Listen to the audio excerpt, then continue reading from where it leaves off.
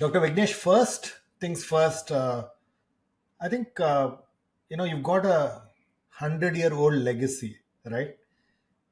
In terms of this whole uh, system of treatment. And, it was all started by your grandfather. And, can you tell us the the heritage, the vintage? And that's something that I think I'm very keen to understand. And, so what does that history bring to you, and how does it help you today?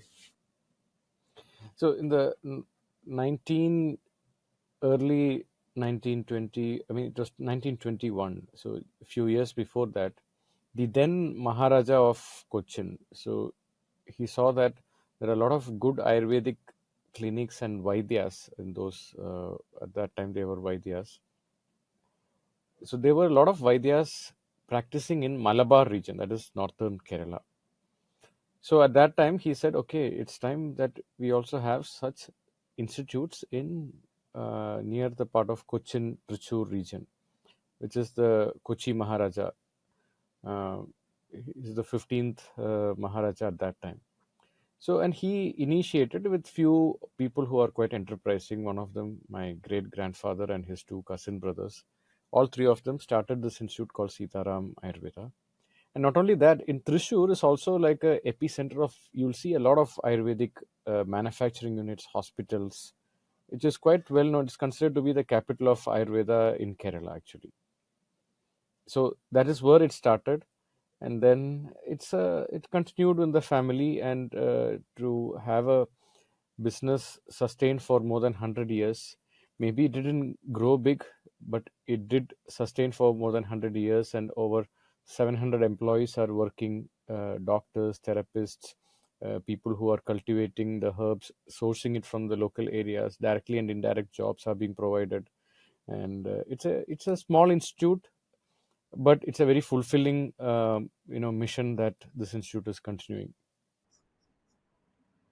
So what's that heritage and the knowledge that got built over 100 years? How does it get, archived? How does it get passed on to generations? So how does it happen in this case? So a few decades ago, you would sit with your whoever is your immediate, wherever you are inheriting this knowledge from, you would sit with them, and when the patients are there, you sit with them and learn with them, and it's like an internship throughout your life.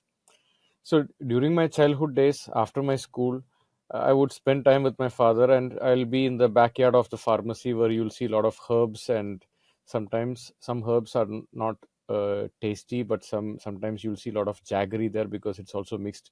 And I used to be fond of stealing those jaggery, but sometimes when you fall sick, they used to also give you a lot of these herbal decoctions. We call it kashayam, which is not so tasty, but the idea is when you have that family lineage, you get a better start understanding how many things are being done, and you see the father, you see your own father treating patients, and you see the different kinds of patients, and you see all the medicines, how it is being prepared, prescribed. So that exposure is one of the ways it is being inherited.